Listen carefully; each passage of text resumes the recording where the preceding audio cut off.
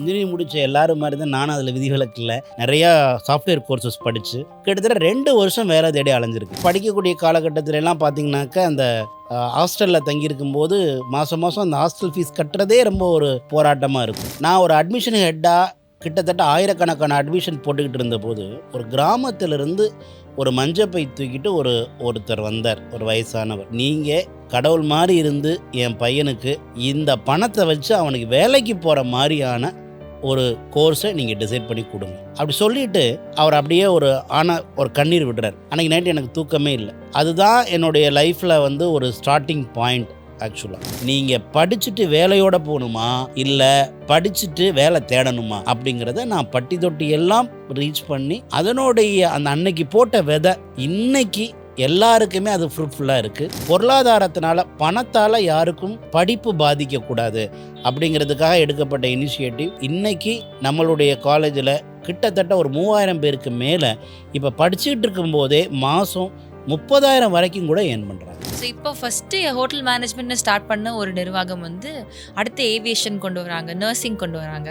So இந்த படிகள்லாம் எப்படி எடுத்தீங்க?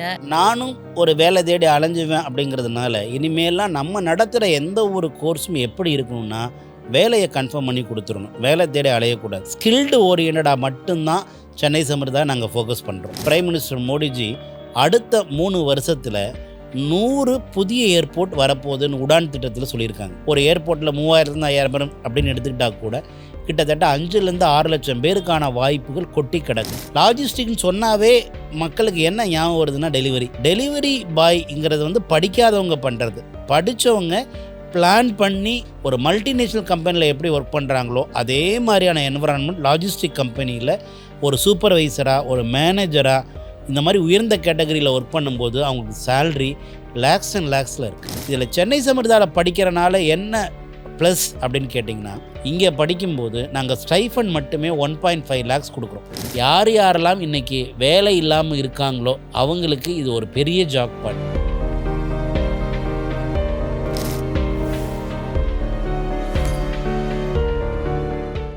ஹாய் சார், எப்படி இருக்கீங்க? Top of the world madam, நீங்கள் எப்படி இருக்கீங்க? Super sir, super. ஒரு பாசிட்டிவ் எனர்ஜி நீங்கள். அதாவது சென்னை சமிர்தா அப்படின்னு ஒரு பெரிய பிராண்ட், ஒரு பெரிய நிறுவனத்துடைய எம்டி. உங்ககிட்ட நிறைய விஷயங்கள் கேட்டு தெரிஞ்சுக்கணுன்ற ஒரு ஆர்வத்தோடு இன்றைக்கி நாங்கள் வந்திருக்கிறோம். அதாவது ஒரு சாமானிய மனிதன் கூட ஒரு பெரிய சாதனையாளனாக மாறலாம் அப்படின்றதுக்கான ஒரு லிவிங் எக்ஸாம்பிள் நீங்கள்.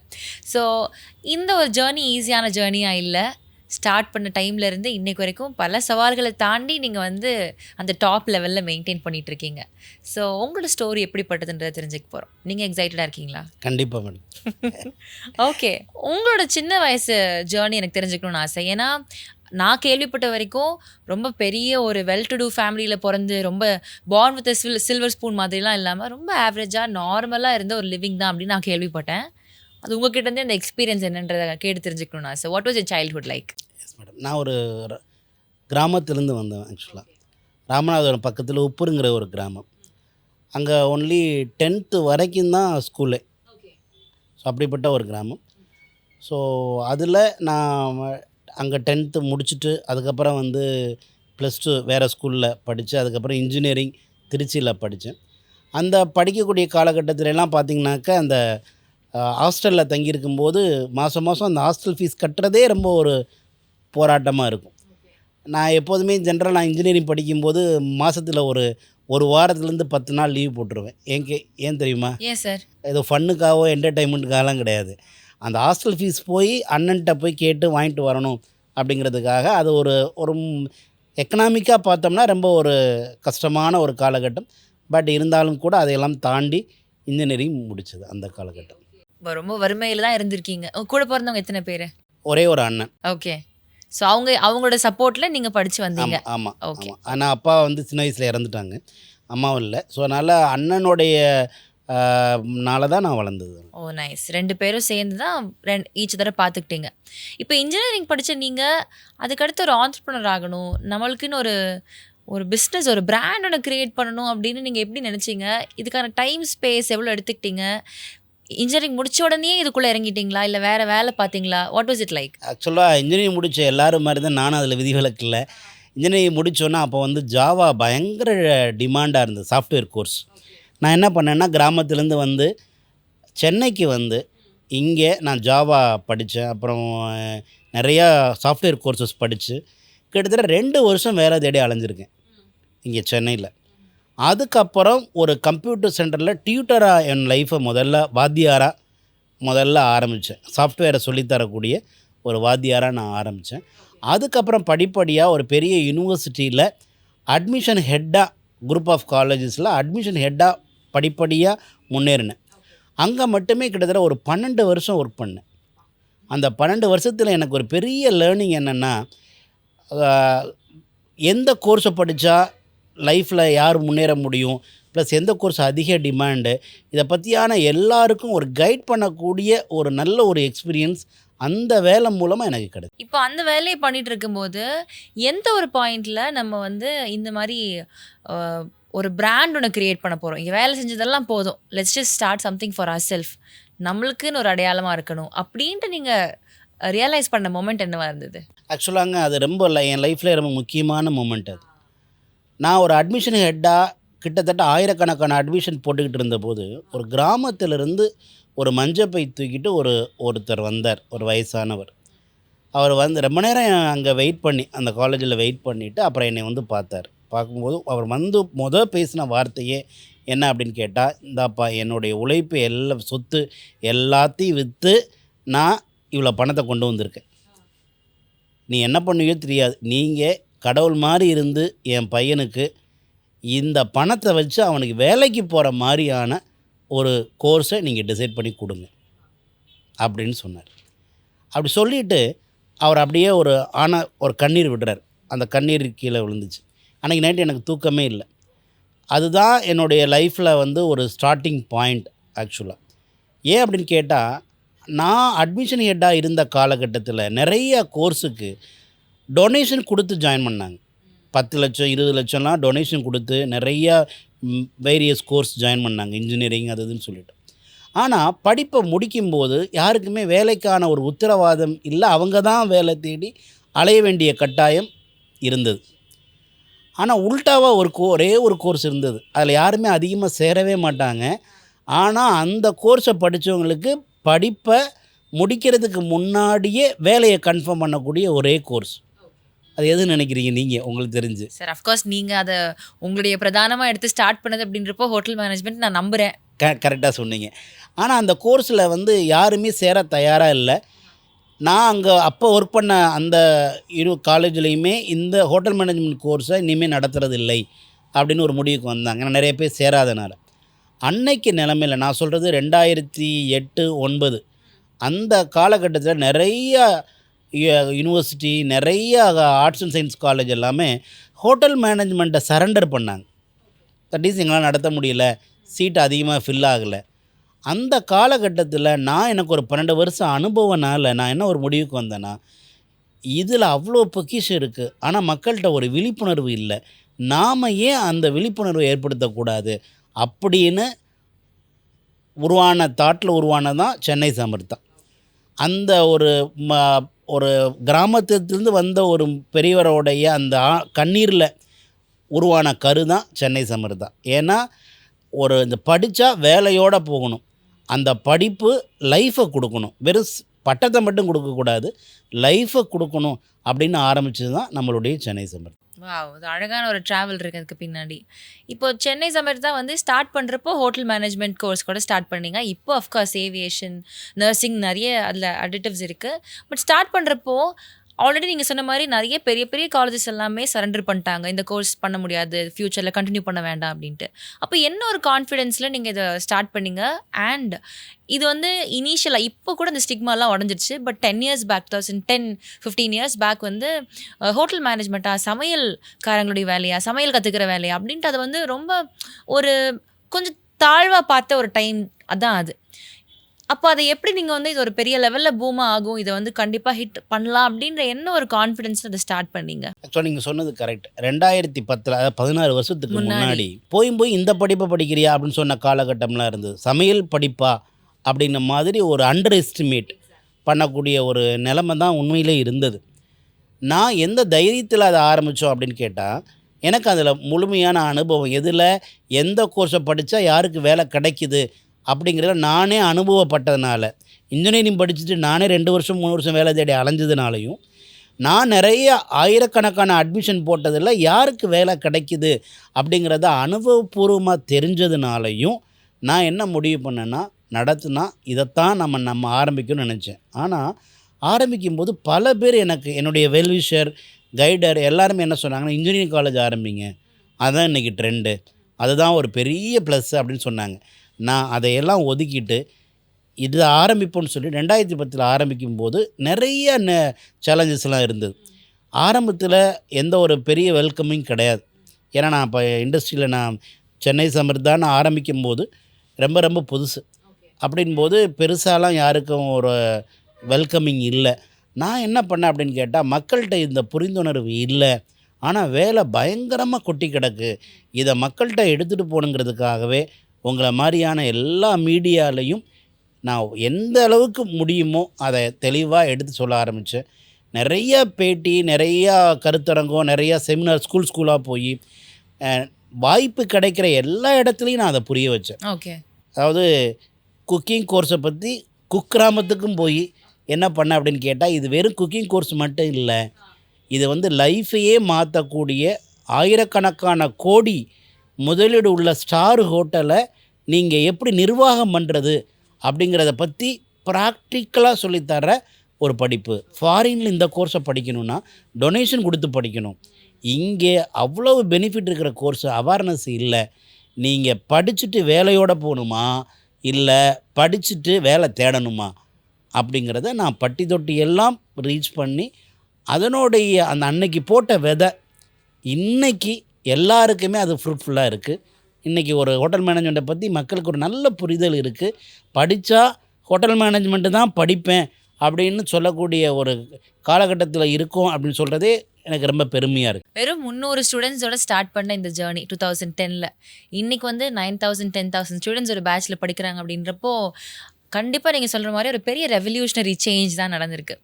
இப்போ வந்து ஒரு ஹோட்டல் மேனேஜ்மெண்ட் படிக்கிற ஒரு ஸ்டூடெண்ட்க்கு படிக்கிறப்போவே எந்த அளவுக்கு ஸ்டைஃபண்ட் வாங்குறதுக்கான ஒரு ஸ்பேஸ் இருக்குது, அதே மாதிரி எவ்வளோ சம்பளம் அவங்களால வாங்க முடியும், லைக் ஒரு 1 or 2 years ஆஃப் எக்ஸ்பீரியன்ஸில் எவ்வளோ அவங்களால சேலரி எடுக்க முடியும் சார்? ஆக்சுவலாங்க மற்ற இடங்களில் என்ன பண்ணுறாங்கன்னா, தியரியாக பாடத்தை நடத்துகிறாங்க. புரியுதா புரியலையா, இப்போ படிக்கிற படிப்புக்கும் படிப்பை முடிச்சதுக்கப்புறம் போய் வேலை செய்கிறதுக்கும் சம்மந்தம் இருக்கா இல்லையா யாரையும் அதை பார்க்குறது இல்லை மெஜாரிட்டி பீப்புள். நாங்கள் என்ன பண்ணுறோம் அப்படின்னு கேட்டால், படிக்கும்போதே ஒரு ஸ்டூடெண்ட்டுக்கு ஒரு எக்ஸ்பீரியன்ஸை கொடுக்கணும் அப்படிங்கிறதுக்காக காலையில் அவங்க காலேஜுக்கு வருவாங்க, ஈவினிங் ஆனால் 5 ஸ்டார் ஹோட்டல்லையோ ரெஸ்டாரண்ட்லேயோ செயின்ஸ் ஆஃப் ஹோட்டல்ஸ்லையோ நம்ம என்ன பண்ணுறோன்னா ஒரு எக்ஸ்பீரியன்ஸை கொடுக்குறோம். படித்ததை அங்கே எப்படி யூஸ் ஆகுது, அதில் அவங்களுக்கு எக்ஸ்பீரியன்ஸும் கிடைக்குது, சேலரியும் கிடைக்குது. அதை நம்ம பார்ட் டைம் ஜாப்னு சொல்லுவோம். ஸோ அந்த பார்ட் டைம் ஜாப் மூலமாகவே எங்ககிட்ட படிக்கிற ஸ்டூடெண்ட்ஸ் யார் யாருக்கு நீடு இருக்கோ அவங்க செலவை அவங்களே பார்த்துக்கிறாங்க, வீட்டுக்கும் பணம் அனுப்புகிறாங்க. ஸோ அந்த ஒரு ட்ரெண்ட் எப்போ இருந்ததுன்னா, நான் பல நாடுகளுக்கு போகும்போது ஒரு சில நாடுகளில் மட்டும் இந்த ஒரு ட்ரெண்ட் இருந்தது. பார்ட் டைம் ஜாப் படிக்கும்போதே அதை இந்தியாவில் இம்ப்ளிமெண்ட் பண்ணி பொருளாதாரத்தினால பணத்தால் யாருக்கும் படிப்பு பாதிக்கக்கூடாது அப்படிங்கிறதுக்காக எடுக்கப்பட்ட இனிஷியேட்டிவ் இன்றைக்கி நம்மளுடைய காலேஜில் கிட்டத்தட்ட ஒரு 3000 பேருக்கு மேலே இப்போ படிச்சுட்டு இருக்கும்போதே மாதம் 30,000 வரைக்கும் கூட ஏர்ன் பண்ணுறாங்க. படிச்சுட்டு இருக்கும்போதே இன்ஃபேக்ட் நிறைய நல்ல கோர்சஸ் பண்ணி முடித்தாலுமே இனிஷியல் அவங்களுக்கு வந்து ஒரு ஃபஸ்ட் இயரில் ஒரு 20,000 25,000 தான் வேலை செஞ்சாலே சம்பளமாக கிடைக்கும். கரெக்டாக சொன்னீங்க. ஐடியிலேயே இன்றைக்கி ஸ்டார்டிங் சேலரி என்னவாக இருக்குன்னா 15,000-20,000 தான். அப்படின்போது நம்ம ஸ்டூடெண்ட் அதை விட அதிகமாக ஏர்ன் பண்ணுறதுக்கு என்ன காரணம்னா, அதுக்கேற்ற மாதிரி ஸ்கில்டை கற்றுக் கொடுக்குறோம். எந்த இடத்துல போய் ஒர்க் பண்ணால் எந்த மாதிரி சேலரி கிடைக்குதுங்கிற ஒரு அவேர்னஸும் நம்ம கொடுக்குறோம். ஓகே. இப்போது வந்து படிக்கும்போது ஸ்டைஃபண்ட் இவ்வளோ வாங்குறாங்க, அப்போது வேலை செஞ்சால் அதில் எவ்வளோ சேலரி இருக்கும், லைக் மினிமம்லேருந்து மேக்ஸிமம் எவ்வளோ வரைக்கும் ஒரு ஸ்கோப் இருக்குன்னா என்ன? இந்த சேலரியை பொறுத்த வரைக்குங்க பர்சன் டு பர்சன் மாறுபடும். ஸ்கில் ஓரியன்டட் கைவிரல் மாதிரி. எஸ் அவங்க எந்த அளவு ஸ்கில்லாக இருக்காங்க, எப்படி வேலையை கற்றுக்குறாங்க, வேலை எப்படி பார்க்குறாங்க, எந்த இடத்துல வேலை பார்க்குறாங்க, கரெக்ட். இது எல்லாம் சேர்ந்து தான் அவங்களுடைய சேலரியை முடிவு பண்ணும். இப்போ நம்மளுடைய ஸ்டூடெண்ட்ஸ் எடுத்துக்கிட்டிங்கன்னா 100கணக்கான பேர் அமெரிக்காவில் மாத சம்பளமே 6 லட்சத்துக்கு மேலே ஏர்ன் பண்ணுறாங்க பெர் மந்த். வருஷத்துக்கு கிட்டத்தட்ட 72 லட்சம் 80 லட்சம் 1 கோடிலாம் வாங்குறவங்க நிறைய பேர் இருக்காங்க. ஒரு காலத்தில் பார்த்திங்கன்னா இது ஐடியில் மட்டும்தான் பாசிபிள் அப்படின்னு இருந்த ஒரு மித்து, ஒரு மாயையை உடைச்சி இன்றைக்கி நம்மளுடைய சென்னை சம்பிரதாய ஸ்டூடெண்ட் உலகம் பூரா பல லட்சக்கணக்கில் ஏர்ன் பண்ணிக்கிட்டு இருக்காங்கிறது எனக்கு ரொம்ப சந்தோஷம் தரக்கூடிய ஒரு நிகழ்வு. Sir, to break it down further, hotel management அப்படின்றப்போ என்ன மாதிரியான வேலைகள்லாம் இதுக்குள்ளே வருது? லைக் இந்த வேலையிலேருந்து இது வரைக்கும் இதுக்குள்ளே இந்த கோர்ஸ்க்குள்ளே அடங்குது அப்படின்னா வாட் வில் பி தோஸ்?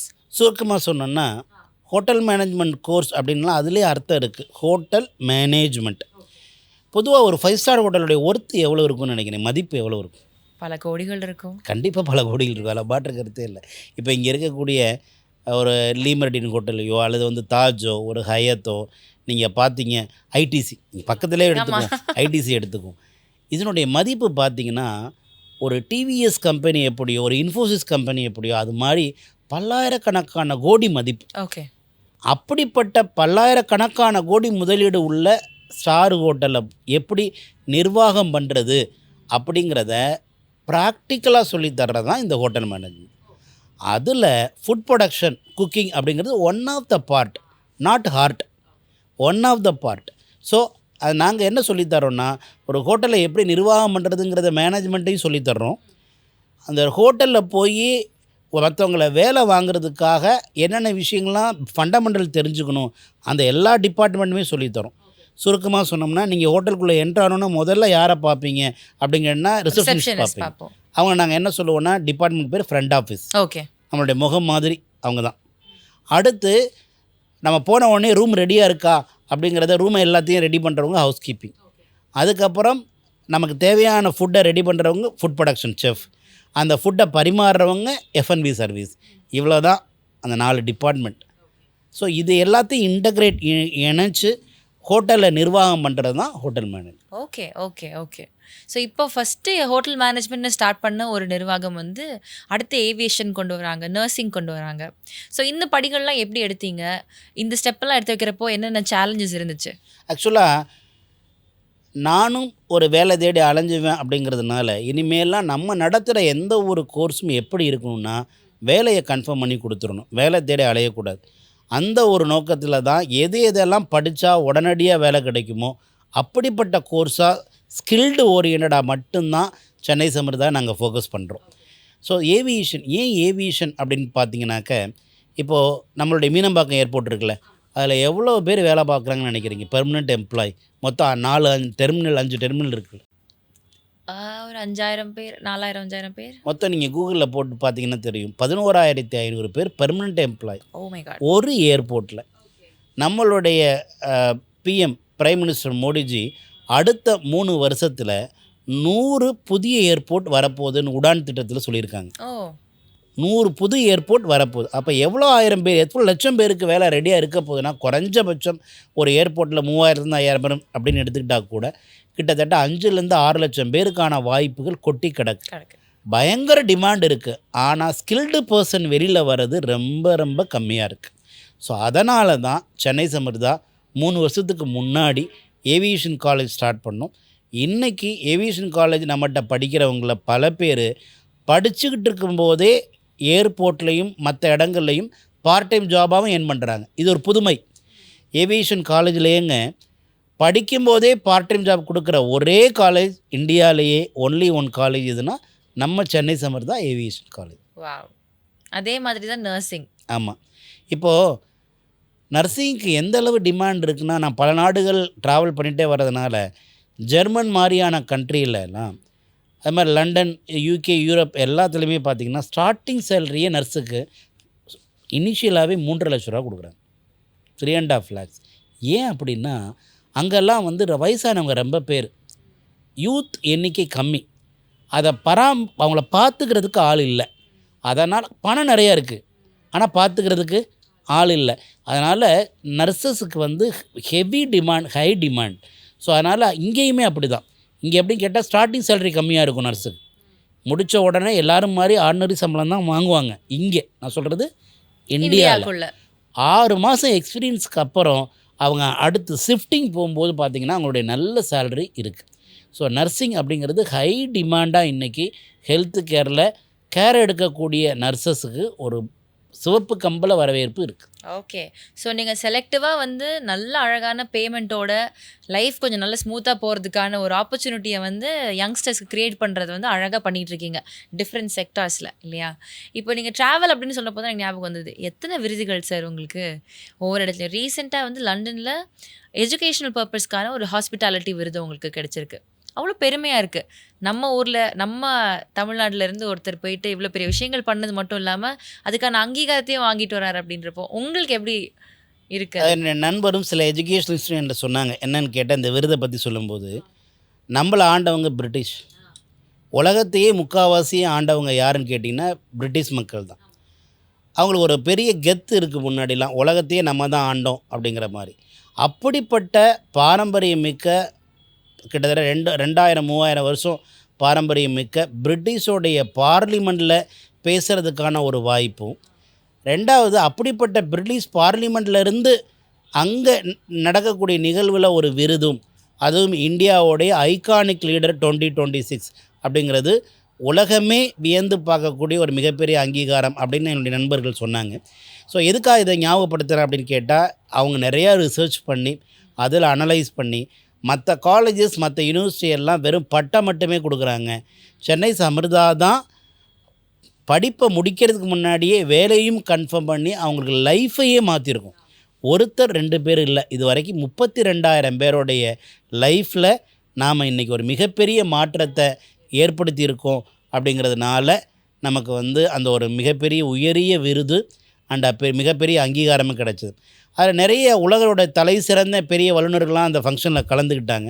அதில் எனக்கு ஒரு பெரிய சர்ப்ரைஸ் என்ன அதில் பார்த்திங்கன்னா, அதில் ஒன் ஆஃப் த லண்டனோடைய மிகப்பெரிய நியூராலஜிஸ்ட், பிரெயினோடைய எக்ஸ்பர்ட் அந்த டாக்டர். அவருக்கு ஒரு 35 வருஷம் அனுபவம். அவர் என்னை வந்து கை கொடுத்தார் அந்த விருது வாங்கும்போது. அப்போ அவரை இன்ட்ரொடியூஸ் பண்ணிக்கிட்டார். அவர் பிறப்பால் வந்து அவர் ஒரு பாண்டிச்சேரியில் பிறந்தவர், ஆனால் செட்டில் இன் லண்டன். அவரே சொந்தமாக 5 ஹோட்டல் நடத்துகிறார். அதில் அந்த ஹோட்டலுடைய தலைமை நிர்வாகி மேனேஜர் பேர் வந்து நரேஷ். அது ஏன்ட்ட படித்தோன்னு சொன்னார், எனக்கு தெரியாது. 10 வருஷத்துக்கு முன்னாடியே அவர் லண்டன் வந்து இன்றைக்கி அவர் ஹை பொசிஷனில் நரேஷ்ங்கிறவர் தான் இன்றைக்கி எல்லா ஹோட்டலும் நிர்வாகம் பண்ணுறாரு. சார் அவர் உங்கள் ஸ்டூடெண்ட்டு, அதுக்காக உங்களை பார்த்து ஒரு கை கொடுக்கணும் அப்படின்னு கொடுத்தேன்னு சொன்னார். இதையெல்லாம் நான் எந்த கண்ட்ரிக்கு போனாலும் நம்மளுடைய அலுமினி ஸ்டூடெண்ட் பார்க்க முடியுது. பெரிய பொசிஷனில் இருக்கிறது எனக்கு உண்மையிலே அது ஒரு ரொம்ப சந்தோஷம் தரக்கூடிய ஒரு நிகழ்வு. கண்டிப்பாக இல்லை, எவ்வளோ பெருமையாக இருக்குது உங்களுக்கு. நீங்கள் வளர்த்து விட்டு உங்களுடைய கையால் நீங்கள் பல விஷயங்கள் செஞ்ச உங்களுடைய ஸ்டூடெண்ட்ஸ் வந்து இப்போது பெரிய பெரிய இடங்கள்ல இருக்காங்கன்றப்போ definitely a very proud moment for you. கண்டிப்பாக. அதே மாதிரி இன்னொரு விஷயம் என்னென்னா, உங்களோட ஆஃபீஸில் நிறைய பிக்சர்ஸ் இருக்குது. எல்லா பிரைமரி நிறைய பேர் கூட, முக்கியமான ஆளுங்க கூட, பிரைம் மினிஸ்டர்ஸ் கூட இல்லை பிரசிடென்ட்ஸ் கூட நிறைய ஃபோட்டோஸ் எடுத்திருக்கீங்க.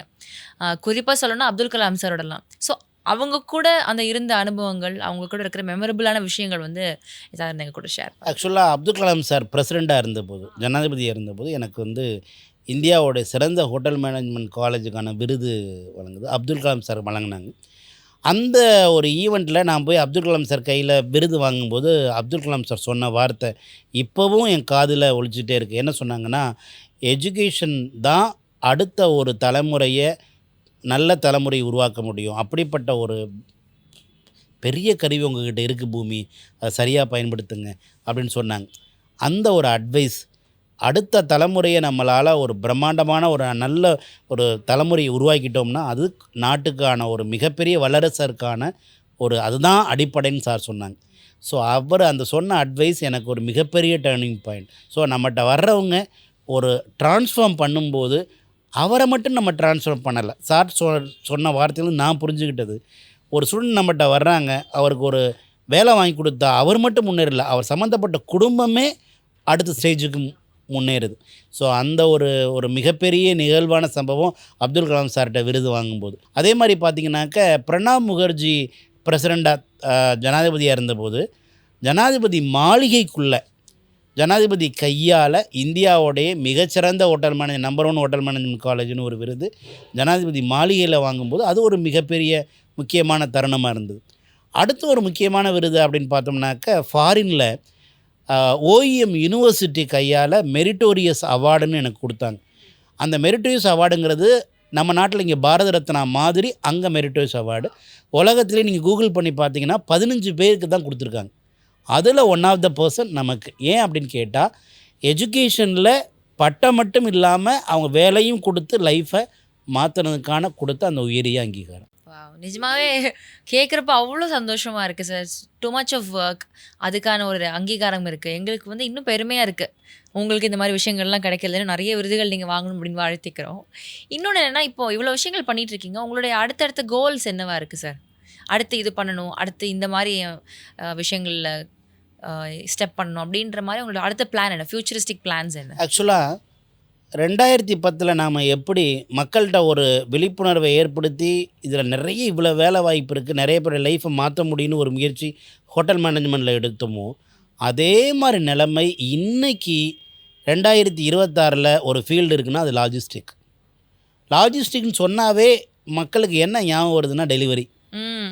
அப்படிங்கிறது தான் அவங்களுக்கு ஞாபகம் வருது.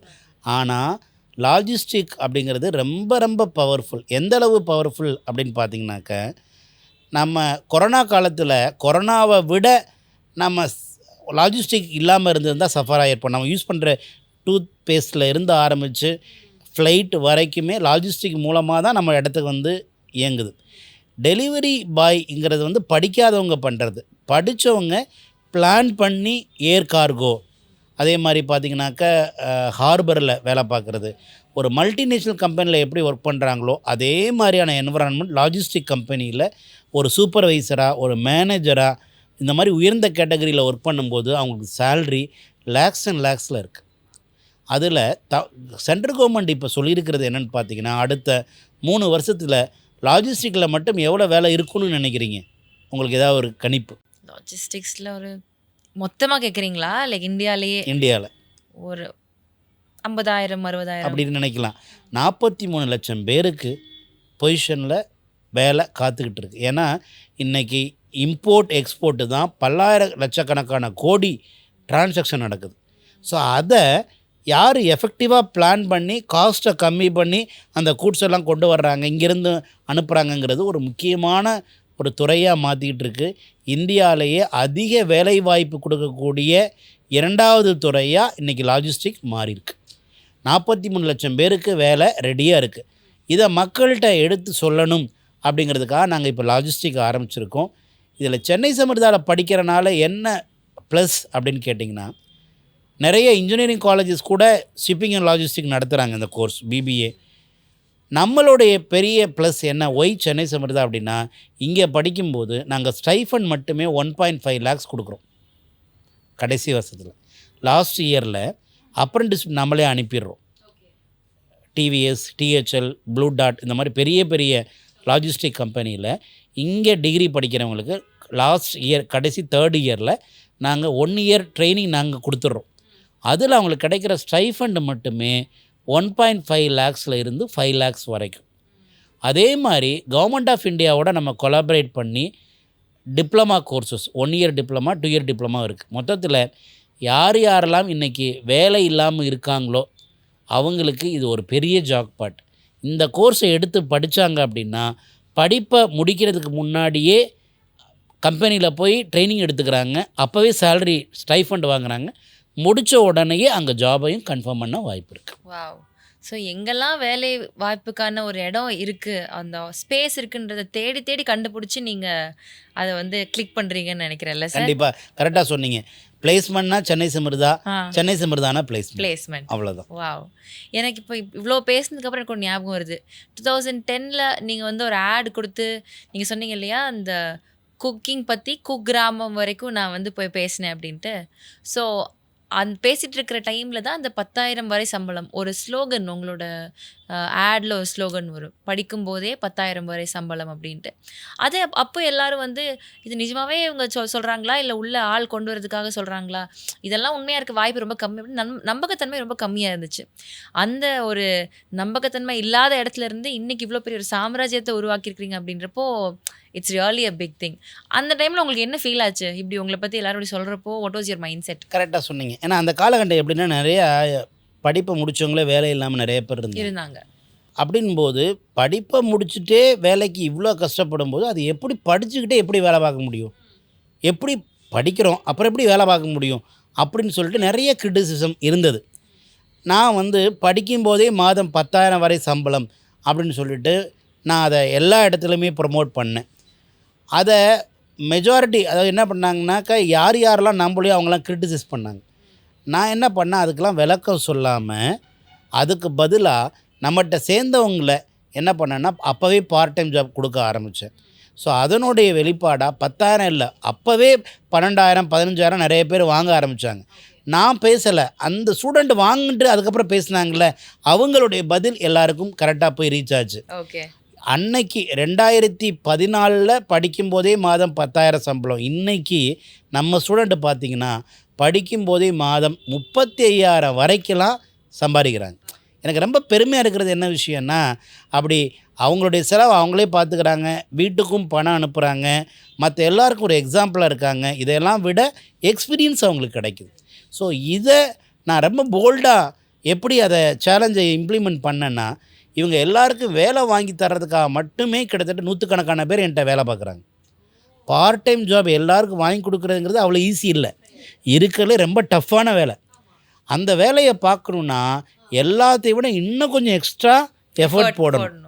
ஸோ அதனால் நான் என்ன பண்ணேன்னா, ஒரு 100கணக்கான பேர் அவங்களுக்கு பிளேஸ்மெண்ட் வாங்கி தர்றதுக்காக மட்டுமே நான் அவங்களுக்குன்னு ஒரு டிபார்ட்மெண்ட் தனியாக ஒதுக்கி எவ்ரிடே நான் ரிவ்யூ எடுத்து அதை அவங்களுக்கு வரக்கூடியவங்களுக்கு ஸ்டூடெண்ட்டுக்கு ட்ரைனிங் கொடுத்து அப்புறம் அவங்கள நேராக கொண்டு போய் ரெஸ்டாரண்ட்டில், ஹோட்டலில், 5 ஸ்டார் ஹோட்டலில் எல்லாத்தையும் அவங்களுக்கு பார்ட் டைம் கொடுத்து, அது ஒரு பெரிய ஒர்க்குங்க. ப்ராசஸ் பெருசு, ரொம்ப மிகப்பெரிய ப்ராசஸ்ஸு. நான் ஒரே வரியில் சொல்லிட்டேன். நான் அதுக்கு பின்னாடி ஒரு சக்ஸஸுக்கு பலவிதமான சாக்ரிஃபைஸ், பலவிதமான சேலஞ்சஸ், இது எல்லாத்தையும் ஓவர் கம் பண்ணி தான் இன்றைக்கி நாம் தனித்து தெரியும். ஐ திங்க் ஆல்சோ இந்த மாதிரி நீங்கள் சொன்னீங்க, நீங்கள் வந்து காலேஜில் ஒரு பிளேஸ்மெண்ட் ஹெட்டாக இருக்கிற டைமில்,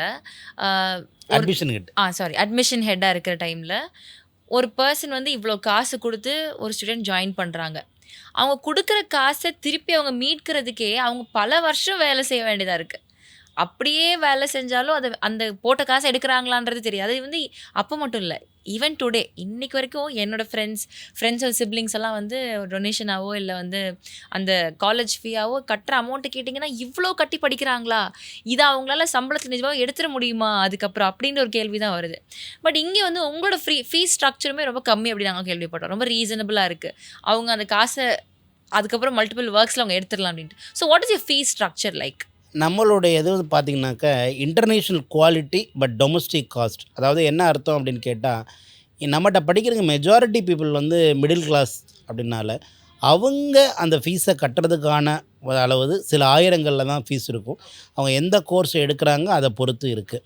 அதுலேயும் பார்த்திங்கன்னா மொத்தமாக கட்ட வேண்டியது இல்லை, அவங்களே ஏர்ன் பண்ணி கட்டுற அளவுக்கு இஎம்ஐ ஃபெசிலிட்டியும் நம்மக்கிட்ட இருக்குது. முக்கியமாங்க, எந்த காரணத்தை முன்னிட்டும் பணத்தால் படிப்பு பாதிக்கப்படக்கூடாது அப்படிங்கிறதான் நம்மளுடைய அல்டிமேட் கோலே அதுதான்.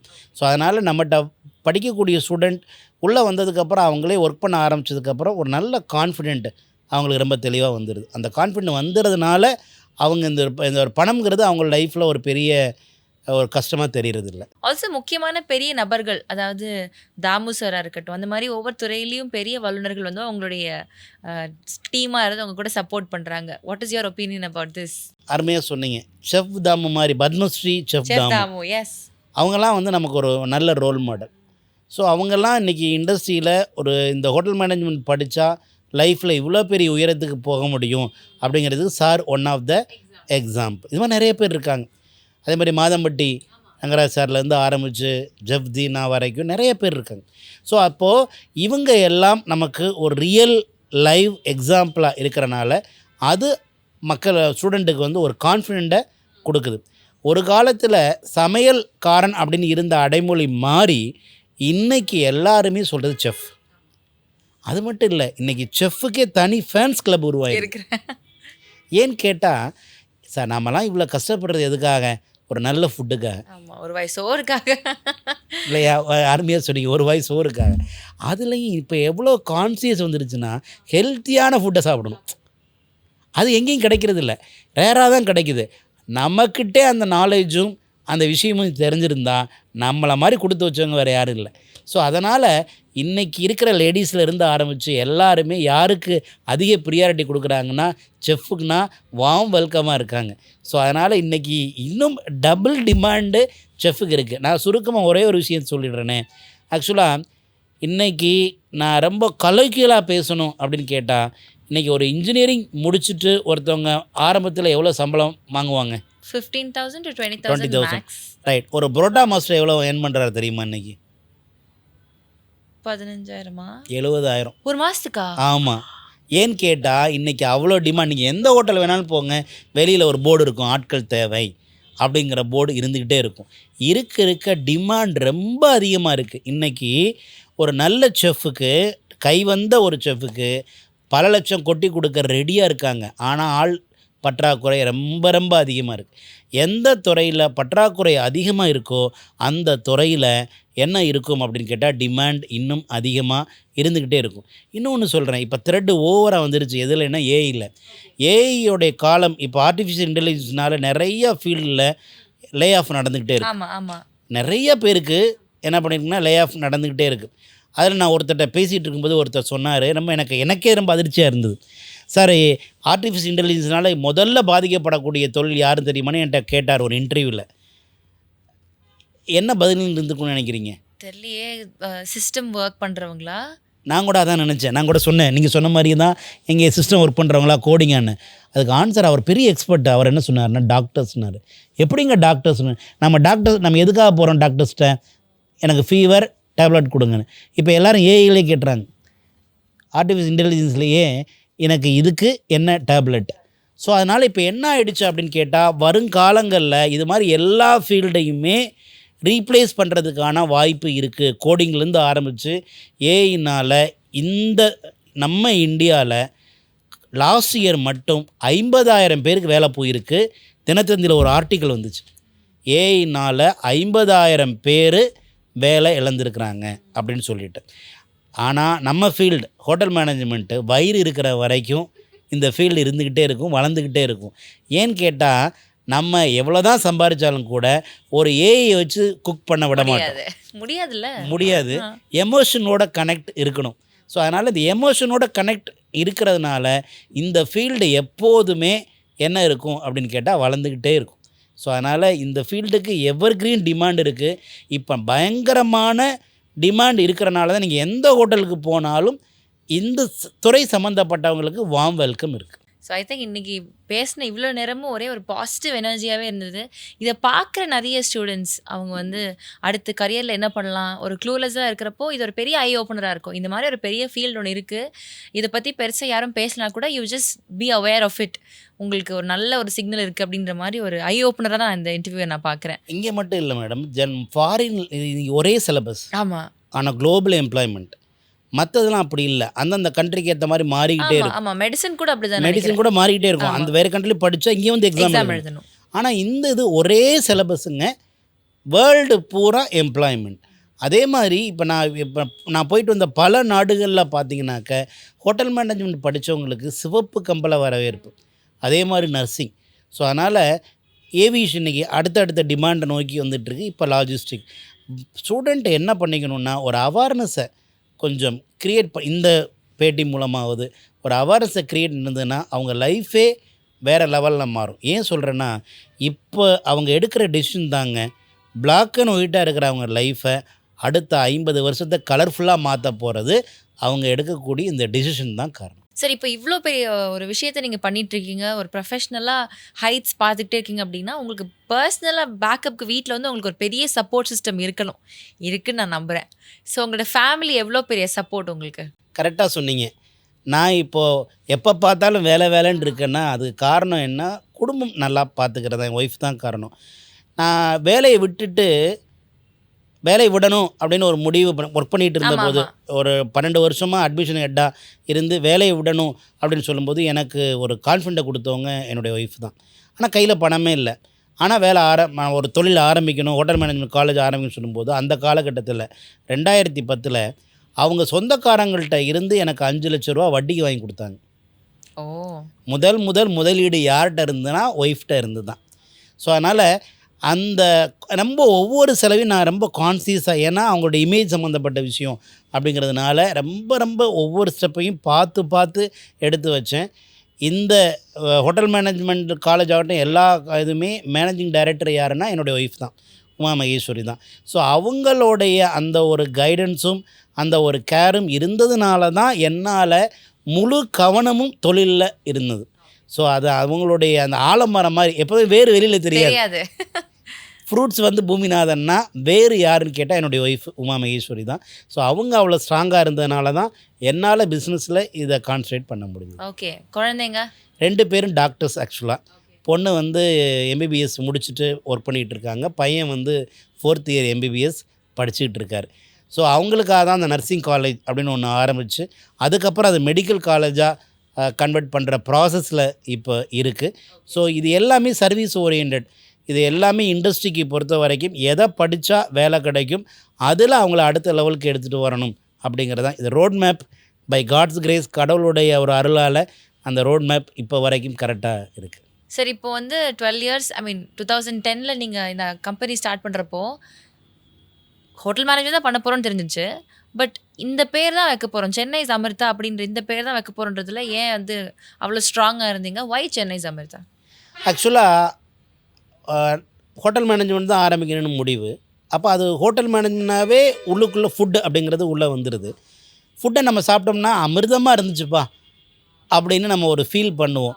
ஸோ அதனால் அமிர்தா. அப்போ அந்த காலகட்டத்தில் நிறைய அமிர்தா இருந்தது. ஆக்சுவலாக நிறைய அமிர்தாங்கிற பேரில் வந்து அங்கங்கே ஒரு பேர் இருந்தது, அமிர்தான்னு. அதுலேருந்து ஒரு டிஃப்ரென்ஷியேட் படுத்தி காட்டணும் அப்படிங்கிறதுக்காக சேர்க்கப்பட்டது தான் சென்னை அமிர்தா. இன்னைக்கு சென்னையில் மட்டும் இல்லை, பட்டி தொட்டியெல்லாம் பறந்துட்டு இருக்கு. இன்ஃபேக்ட் டெல்லியில் கூட யூ ஆர் ஸ்டார்டிங் இல்லை? ஆமாம். நமக்கு வந்து இப்போ சென்னை அமிர்தா சென்னை, பெங்களூர், ஹைதராபாத், விஜயவாடா, கொச்சி, டெல்லியில் இருக்குது. மிக விரைவில் லண்டன், அதே மாதிரி ஜெர்மனிலையும் வர வாய்ப்பு இருக்குது. மலேசியா அண்ட் சிங்கப்பூர்லேயும் அதுக்கான ப்ராசஸ் இப்போது நடந்துக்கிட்டு இருக்கு. வாவ், ரொம்ப அழகாக பேசுனீங்க சார், ரொம்ப பாசிட்டிவாக பேசுனீங்க. தேங்க்யூ. நீங்கள் நிஜமாகவே ஒரு லிவிங் எக்ஸாம்பிள் அண்ட் ஒரு இன்ஸ்பிரேஷன் தான் to a lot of people. இந்த மாதிரி ஒன்றுமே இல்லைனா கூட இவ்வளோ பெரிய விஷயத்த பண்ணலாம். நம்ம மட்டும் பண்ணதை தாண்டி மற்றவங்களுக்கும் அந்த ஒரு க்ரோத் ஃபேக்டர் வந்து கொண்டு போய் சேர்க்கணும் அப்படின்றது தான். So thank you so much. It's really nice talking to you. Thank you sir. Thank you madam. Thank you very much for your உங்களுடைய கேள்வி தான் என்னை அந்த பாசிட்டிவாக கொடுத்துச்சு. Thank you very much. Thank you sir. Thank you. Thank you.